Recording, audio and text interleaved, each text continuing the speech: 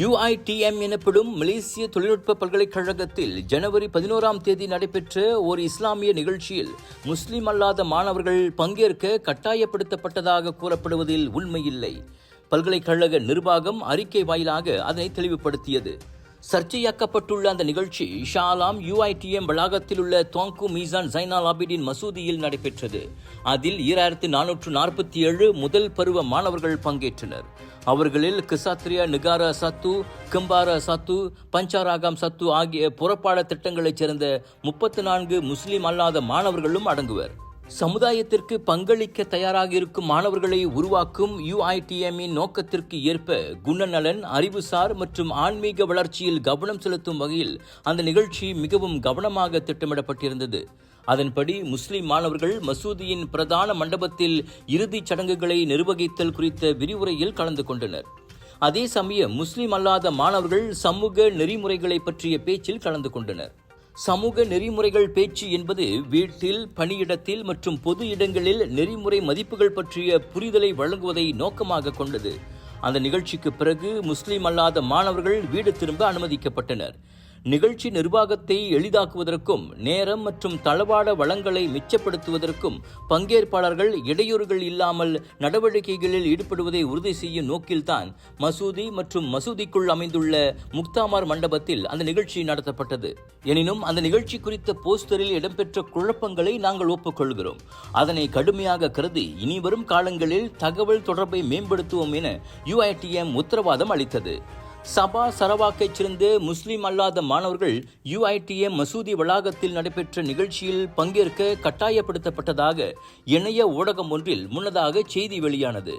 பிரபல சமூக ஆர்வலர் சித்தி காசிமும் அது குறித்து கேள்வி எழுப்பிய நிலையில் UITM இந்த விளக்கத்தை அளித்துள்ளது. கோலலம்பூர் கம்போங் லீமாவ் PPR குடியிருப்பின் பிளாக் 94 அருகேயுள்ள கிள்ளான் ஆற்றில் உள்ளூர் ஆடவர் என நம்பப்படுபவரின் சடலம் கண்டெடுக்கப்பட்டது. ஆற்றில் சடலம் மிதப்பதாக நேற்று காலை 11:30 மணி வாக்கில் கோலலம்பூர் நடவடிக்கை மன்றத்திற்கு 999 அவசர அழைப்பு சேவையின் வழி தகவல் கிடைத்தது. இதையடுத்து பந்தாய் தீயணைப்பு நிலையத்தைச் சேர்ந்த 7 வீரர்கள் சம்பவ இடம் விரைந்தனர். கயிறு மற்றும் ஸ்ட்ரெச்சஸ் எனப்படும் தூக்கு படுக்கையை பயன்படுத்தி நண்பகல் 12:30 மணிக்கு சடலத்தை அவர்கள் மேலே கொண்டு வந்தனர். அடையாள ஆவணங்கள் எதுவும் உடன் காணப்படவில்லை. மேல் நடவடிக்கைக்காக சடலம் பின்னர் போலீசிடம் ஒப்படைக்கப்பட்டது. மலேசியாவில் வாழும் அனைத்து இந்தியர்களுக்கும் என்ரிகோஸின் பொங்கல் திருநாள் வாழ்த்துக்கள். உங்கள் தினசரி வாழ்க்கையை என்ரிகோஸோடு கொண்டாடுங்கள். பொங்கும் மங்களம் எங்கும் தங்கட்டும்.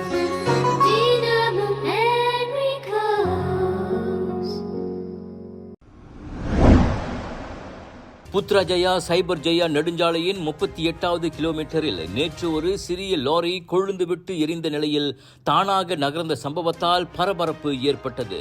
நல்ல வேளையாக அப்போது சாலையில் வாகனங்கள் அதிகமில்லை. வலப்புறச் சாலையில் தீயில் எரிந்து கொண்டே வேகமாக சென்ற லாரி ஒரு கட்டத்தில் இடது பக்கத்தில் நுழைந்து அதுவாக போய் ஒரு மூலையில் நின்றது. அங்கு அது தொடர்ந்து கொழுந்துவிட்டு எரியும் காட்சிகளை இடப்பக்கத்தில் வந்து கொண்டிருந்த மற்றொரு காரில் இருந்தவர்கள் பதிவு செய்தனர். லாரியின் இயந்திரத்தில் ஏற்பட்ட அதீத வெப்பத்தால் தீப்பற்றியதாக நம்பப்படுகிறது. இவ்வேளையில் அச்சம்பவம் குறித்து புகார் கிடைத்திருப்பதை உறுதிப்படுத்திய செப்பாங் போலீஸ் அதில் உயிர் சேதம் ஏற்படவில்லை என்றது. இயந்திரத்திலிருந்து புகை வெளியானதை கண்ட ஓட்டுநர் லாரியை நிறுத்த முயன்றுள்ளார்.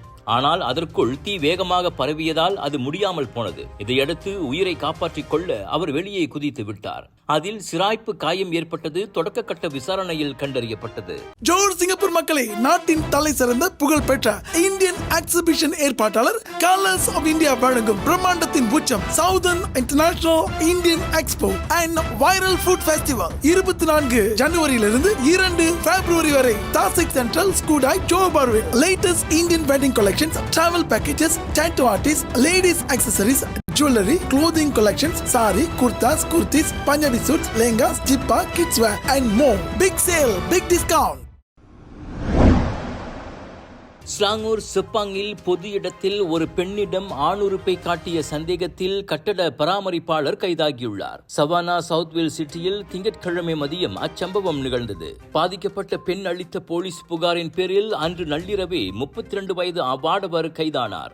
சம்பவத்தின் போது காரினுள் இருந்த சந்தேக நபர் அவ்வழியே நடந்து சென்ற பெண்ணை அருகில் அழைத்து தனது மர்ம உறுப்பை காட்டியதாக செப்பாங் போலீஸ் துணைத் தலைவர் ஷான் கோபால் கூறினார்.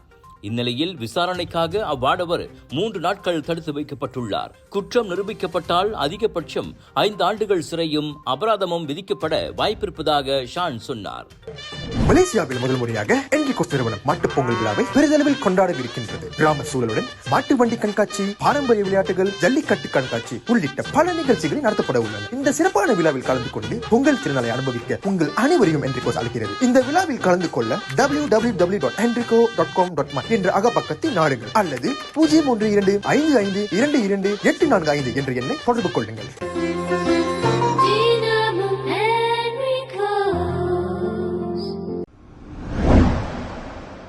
கிரிப்டோ நாணய முதலீட்டு மோசடியில் ஆக கடைசியாக ஜோஹோரைச் சேர்ந்த ஓய்வு பெற்ற பொறியியலாளர் ஒருவர் பெரும் பணத்தை இழந்துள்ளார்.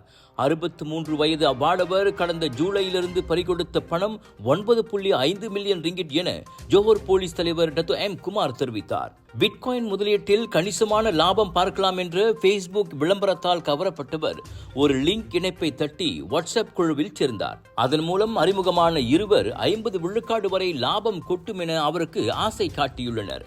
அதை நம்பி தம்மை பதிந்து கொண்ட அவ்வாடவர் அக்டோபர் டிசம்பர் காலகட்டத்தில் 11 வங்கி கணக்குகளில் 29 தடவையாக பணத்தை போட்டுள்ளார். முதலீட்டுக்கான லாபமாக 88 மில்லியன் ரிங்கிட் கிடைத்திருப்பதாக செயலி காட்டியதால் ஆனந்தம் அடைந்தவருக்கு அடுத்துதான் அதிர்ச்சி காத்திருந்தது. 8 லட்சம் ரிங்கிட்டை கட்டினால் மட்டுமே லாபத் தொகையை மீட்க முடியும் என அவரிடம் தெரிவிக்கப்பட்டது.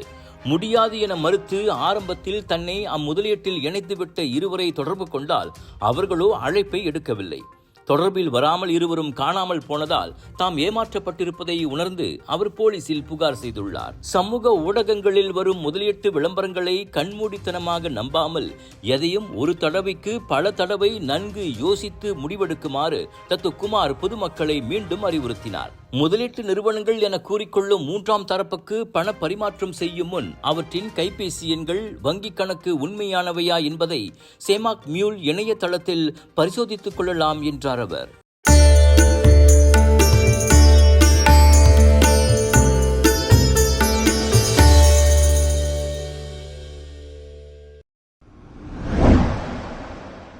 இரண்டு வாரங்களுக்கு முன் பூச்சோங் தாமான் மாவாரில் இந்தோனேசிய பெண்ணை கொன்றதாக வங்காளதேச கட்டுமான தொழிலாளி நீதிமன்றத்தில் குற்றம் சாட்டப்பட்டுள்ளார். மலிவு விலை ஹோட்டல் அறையில் 39 வயது நூர் ஹயாத்தியை கொலை செய்ததாக 23 வயது முகமது ஷிமுல் பாபு மீது குற்றம் சுமத்தப்பட்டது.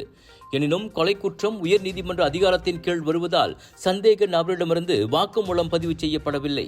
இவ்வேளையில் முறையான பயண பத்திரமின்றி மலேசியாவுக்குள் நுழைந்ததாக அவ்விளைஞன் மீது மற்றொரு குற்றச்சாட்டும் சுமத்தப்பட்டது. எனினும் அதனை மறுத்து அவன் விசாரணை கோரினார். ஜனவரி 1ஆம் தேதி நூர் ஹயாத்தியின் சடலம் கண்டெடுக்கப்பட்டதை அடுத்து புக்கிட் பூச்சோங்கில் 2 வெளிநாட்டு ஆடவர்கள் கைதாகினர். இதையடுத்து முதன்மை சந்தேக நபரான இந்த வங்காளதேச ஆடவன் கைதானான். பொறாமையின் காரணமாக அப்பெண்ணை கொலை செய்ததை அவன் விசாரணையில் ஒப்புக்கொண்டான்.